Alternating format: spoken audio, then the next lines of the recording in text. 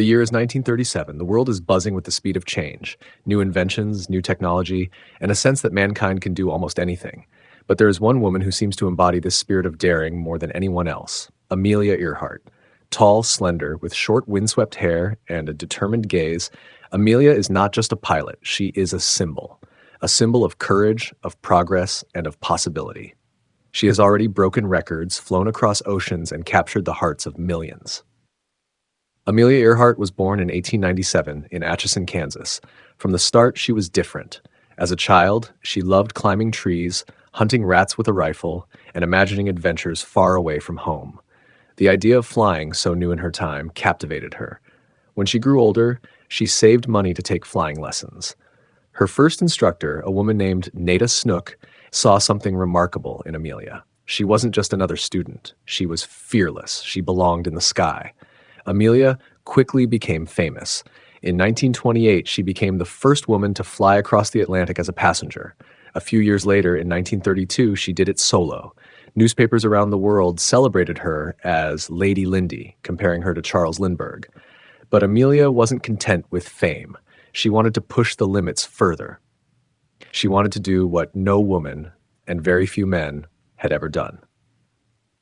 By 1937, the idea was clear. She would fly around the globe.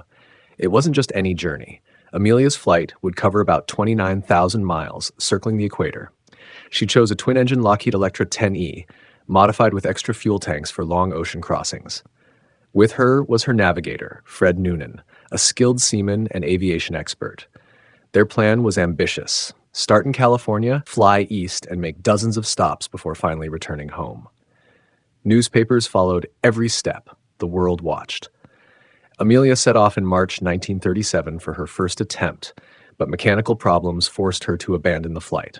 Undeterred, she tried again in June of the same year, this time traveling west to east. By July, she and Noonan had already crossed South America, Africa, India, and Southeast Asia. They had completed more than 20,000 miles. Only the Pacific Ocean remained between them and victory. The next stop was tiny Howland Island, a narrow strip of land in the vast Pacific. If they could reach it, they would refuel and then continue on to Hawaii and finally back to the United States. The world flight would be complete, but fate had other plans. Howland Island, about 2,500 miles away. The skies were cloudy, the radio communication unreliable. As hours passed, the Coast Guard cutter Itasca, stationed near Howland Island, tried desperately to make contact. Static filled the radios. Occasionally, Amelia's voice crackled through, strained but calm. "We are on the line 157 to 337. We will repeat this message. We are running north and south." That was the last confirmed transmission. Amelia Earhart, Fred Noonan, and their plane vanished into the endless Pacific. No one ever saw them again. The world was stunned. Amelia Earhart wasn't just a pilot. She was a global celebrity, a pioneer, a hero. President Franklin D. Roosevelt immediately ordered the largest air and sea search in history at that time.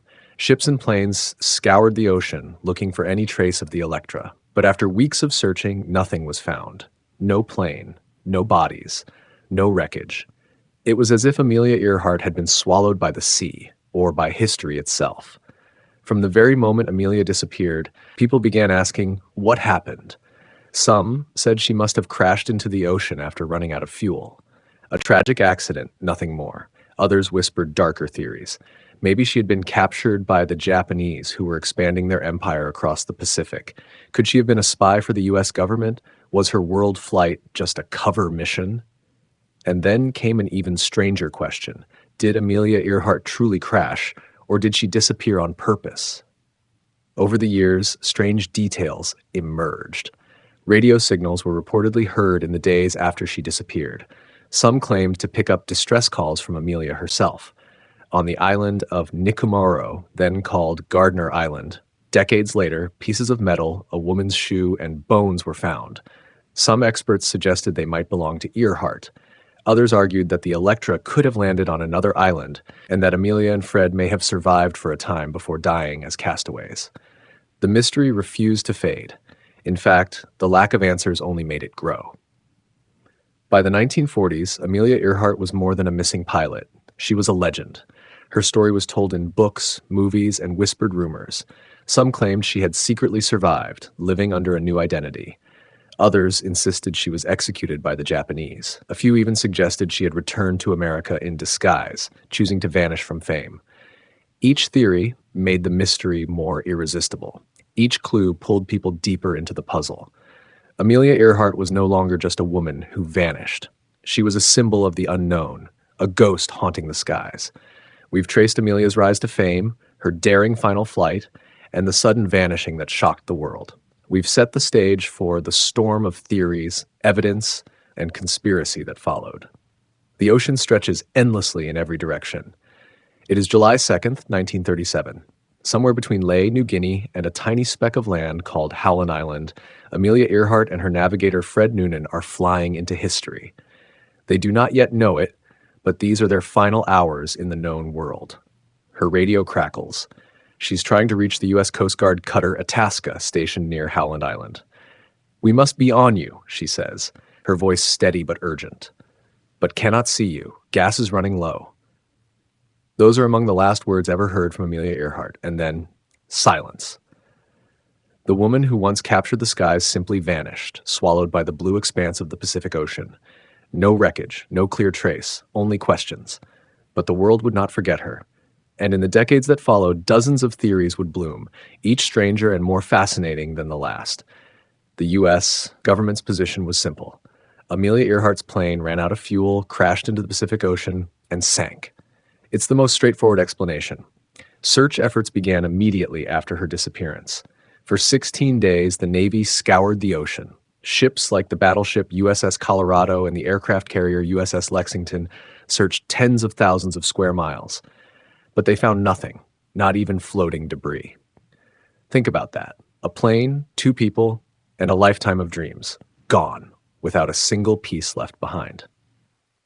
This lack of evidence only made the mystery grow. People began asking, what if something else happened? One of the strongest alternative theories is that Earhart didn't crash into the ocean at all. Instead, she may have landed on Gardner Island, now called Nikumaroro, part of modern-day Kiribati. Here's why this theory gained traction. In 1940, human bones were discovered on Nikumaroro by British colonial officers. Nearby were parts of a woman's shoe, a sextant, a navigation tool, and remains of a campfire. The bones were sent for analysis, but at the time, the doctor concluded they belonged to a male. Later, modern researchers reanalyzed the records and suggested the bones could indeed have matched Amelia Earhart.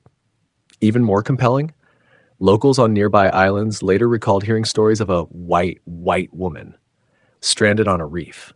Imagine it, Amelia and Noonan forced to land on a remote coral atoll, surviving for days or weeks under the brutal sun, waves crashing, supplies dwindling, and hope fading with each day. Could Amelia have survived long enough to leave behind these silent traces? To this day, research groups still return to Nikumaroro, searching for scraps of metal, bones, or artifacts that could prove the theory true. Another popular theory is darker, that Amelia Earhart was captured by the Japanese military. During the late 1930s, Japan's presence in the Pacific was strong. Some suggest Amelia may have accidentally flown into Japanese-controlled territory, been forced to land, and taken prisoner. Supporters of this theory point to reports of locals in the Marshall Islands claiming they saw a plane crash around that time. Old photographs allegedly showing Earhart and Noonan in captivity, though many of these have since been debunked. Still, the story is chilling. Could Amelia Earhart, a symbol of freedom and adventure, have ended her days in a prison far from home? Some researchers propose that Amelia never even made it far from her starting point. According to this idea, she may have crashed shortly after leaving Lae, New Guinea, and her wreckage was hidden in dense jungle or swept out to sea. This theory lacks strong evidence, but it reminds us just how risky her journey was. Navigational errors, bad weather, and fuel shortages were constant threats. Here's where the mystery takes a sharp turn into almost cinematic territory. Some theorists believe Amelia Earhart wasn't just flying for her round-the-world journey, she was secretly on a U.S. intelligence mission. The idea suggests that her flight path took her near Japanese-controlled islands for the purpose of aerial reconnaissance. If true, her disappearance could have been the result of being shot down or captured. While there's little solid proof for this theory, it adds a layer of intrigue. Amelia not just as a pilot, but as a spy caught in the brewing storm of World War II. Now we arrive at perhaps the most controversial question of all. Did Amelia Earhart simply walk away? Some believe she staged her disappearance to escape fame or to start a new life in secret. A few even claim she returned to the United States under a different identity, living quietly until her death. Most historians dismiss this idea. Amelia was driven, passionate, and determined.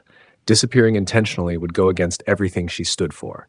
Yet the theory persists, whispered like a ghost at the edges of the story. Even now, nearly 90 years later, the hunt for Amelia Earhart hasn't stopped.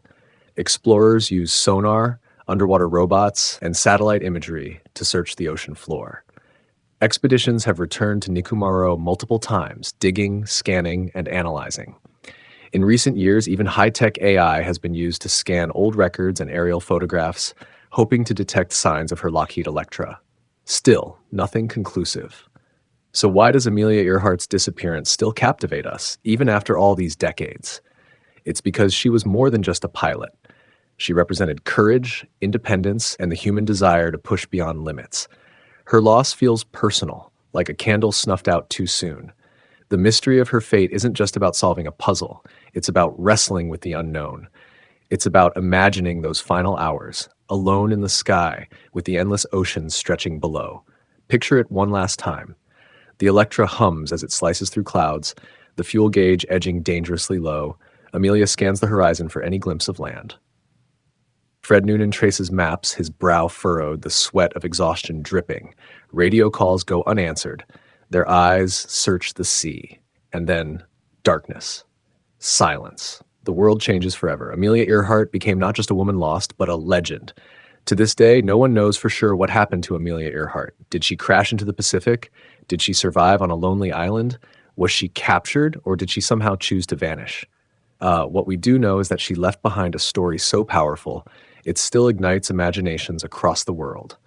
Perhaps one day, new technology will finally uncover the truth. But until then, Amelia Earhart remains one of history's greatest unsolved mysteries. And that, in a way, is its own kind of treasure. If you enjoyed this deep dive into the mystery of Amelia Earhart, don't forget to subscribe to Shadows Untouched. We explore the world's greatest unsolved mysteries, stories that blur the line between fact, legend, and the unknown. But now she is about to attempt her greatest challenge, a flight around the world.